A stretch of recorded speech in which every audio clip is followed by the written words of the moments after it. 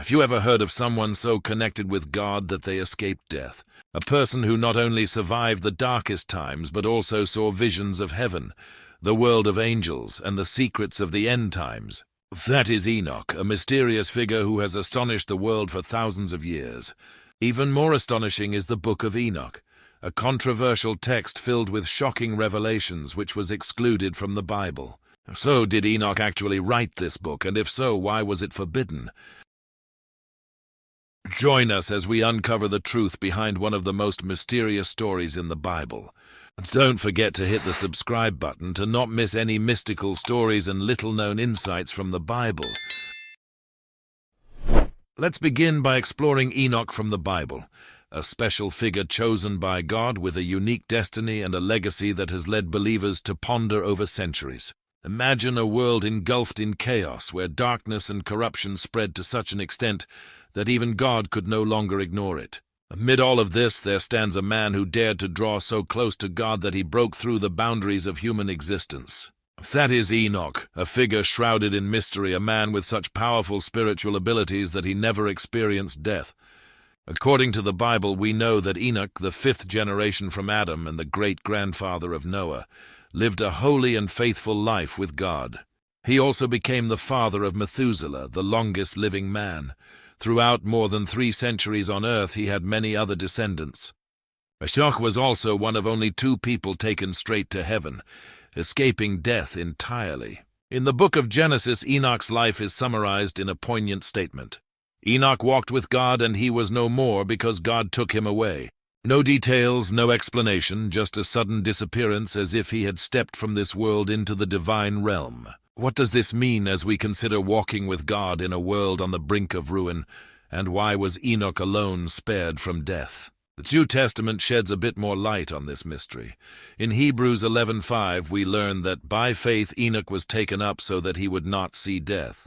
Reflect on a faith so powerful, a connection with God so profound that it transcends natural boundaries. No funeral, no grave. Enoch simply vanished. Ancient Jewish texts and early Christian writings indicate that Enoch was no ordinary figure. Many believe he was a prophet, a seer, a witness to a world in decline. Imagine Enoch living in a time when human sin was escalating. He walked so closely with God that he was entrusted with divine secrets, mysteries of heaven's structure, the mysteries of creation, and the destiny of humanity. But the crucial question is, if Enoch was granted such visions, did he document them? And if so, where are those records now? Did he leave behind a book detailing what he saw? A book revealing the invisible realm, the fate of fallen angels, and secrets of the apocalypse? This leads us to the Book of Enoch, an ancient text claiming to be authored by Enoch himself. This is a book filled with apocalyptic visions, heavenly beings, and strange prophecies. But is it truly the work of this mysterious figure who never tasted death, or is it the product of someone else from centuries later?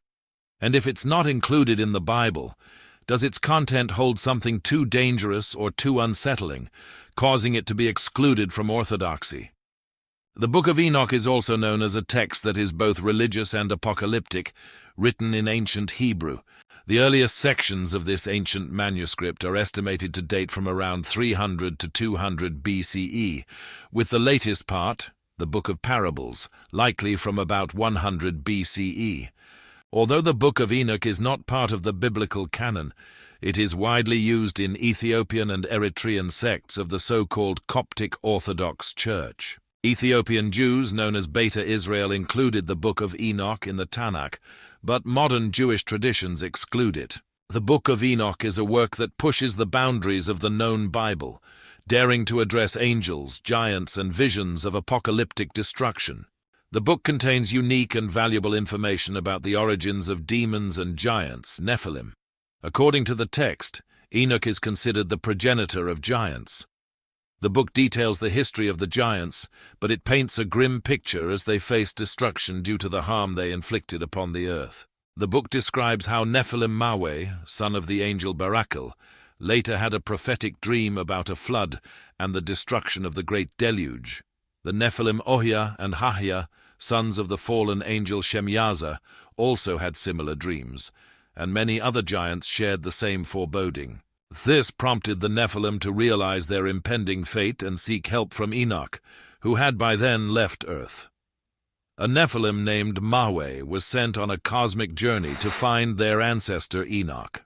In the account, there is mention of flying with arms like those of an eagle. At the end of his journey, Mahweh found Enoch and pleaded with him to help the Nephilim. However, they had to pay for the actions they had committed. A great flood came and swept everything away. The mystery of the giants was buried along with them. This is the book about the fall of the Nephilim giants, thus it is called the Book of Giants. However, a question that continues to intrigue scholars and believers alike is whether Enoch himself authored this book, or if it was a mystical work attributed to him by someone else to enhance its credibility and value in the ancient literary world. There is a term for such books, Esra, also known as Graal, which refers to works attributed to a famous figure to establish credibility. Many scholars believe that the Book of Enoch falls into this category, meaning it may not have been written by Enoch himself, but rather by someone centuries later using his name. This phenomenon is common in ancient texts and is considered a form of homage, a way to preserve the spirit of a revered figure. Despite doubts about its authorship, the Book of Enoch retains immense allure and influence. Ancient Jewish groups and Christian communities revered it, considering it a bridge to hidden knowledge about the spiritual world. The Ethiopian Orthodox Church still considers the Book of Enoch as part of the Bible, incorporating it into their canon to this day. For them, Enoch's words are not only symbolic but also prophetic, serving as a path to truths that are both terrifying and inspiring. But why attribute this book to Enoch? The text itself provides clues within its pages. The Book of Enoch claims to be a record of Enoch's visions, describing his interactions with heavenly beings, his journeys through heavenly realms, and secrets about future judgment. Imagine being able to see the divine, witness angels, observe battles between good and evil, and be shown events that have yet to happen. This is the world that the Book of Enoch opens up, a realm mentioned by very few other figures in the Bible. Some argue that its content is too vivid, too detailed to be dismissed as mere fiction. Enoch, as described in the book, is a prophet, a seer who converses with archangels like Michael, Gabriel, Raphael, and Uriel. He knows about the Watchers, a group of angels who descended to earth and ultimately rebelled, leading to the birth of the Nephilim, a race of giants. The Book of Enoch describes how these Watchers corrupted humanity, imparting forbidden knowledge and inciting chaos on earth. The mystery deepens as the Bible also makes brief references to these beings. In Genesis 6:1-4, we see mention of the sons of God taking wives from among human women and bearing giants, echoing events described in the Book of Enoch. Is it possible that this ancient text, though not part of the Bible, still holds visions passed down through generations? The Book of Enoch goes even further, portraying spiritual realms and cosmic battles that traditional biblical texts only hint at. It describes the heavens, each level governed by different angelic forces, and foretells a final judgment in which the fallen angels will face divine punishment. This is the world of Enoch, a world that few in the Bible claim to have witnessed. So, is Enoch truly the author of this book, recording these events in detail? Or is the Book of Enoch simply a later work created to honor Enoch and shed light on unexplained mysteries? The early church seemed uncertain. These revelations made the leaders cautious, and eventually the book was excluded from the Bible. In a world full of mysteries, Enoch stands out as a radiant figure, a man who walked closely with God, documenting the annals of the divine realm. Although the Book of Enoch is powerful and mysterious, one question has haunted it through history. Why was it not included in the Bible? For early Jewish and Christian communities, the Book of Enoch was more than an ordinary religious work. It was respected, cited, and even appears in the New Testament when the Book of Jude mentions Enoch and quotes from it. Yet, despite its respect, the book was ultimately excluded from the Bible. What made church leaders wary of this book? Why was it removed from the official canon? A major reason is the issue of authorship. Although the Book of Enoch claims to be written by Enoch himself, scholars and church leaders doubt this. Enoch is believed to have lived many generations before the Great Flood, in an era before writing systems existed. How could he record these events, especially with such detailed accounts?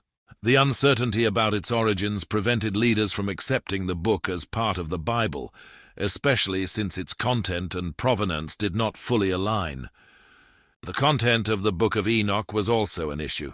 The book contains strange and haunting imagery, fallen angels corrupting humanity, the appearance of the Nephilim, visions of judgment, and heavenly realms rarely mentioned in other biblical texts. Early church leaders, in their efforts to preserve the core message of the gospel, feared that Enoch's detailed depictions could cause confusion or fear among believers.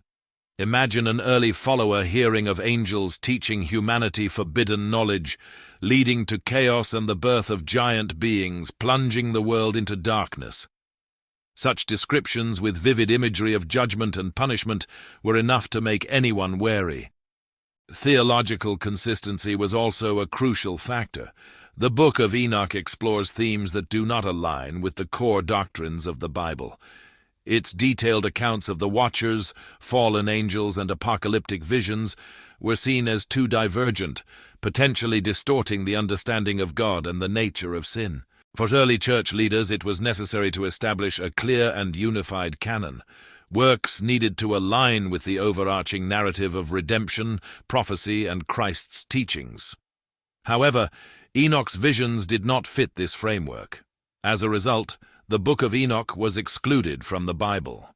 However, the Ethiopian Orthodox Church holds the Book of Enoch in high regard and includes it as part of their Bible. For them, the book contains truths about angels, the divine, and judgment. Enoch's warnings are seen as prophetic, pointing to both historical and future events, particularly concerning the end times.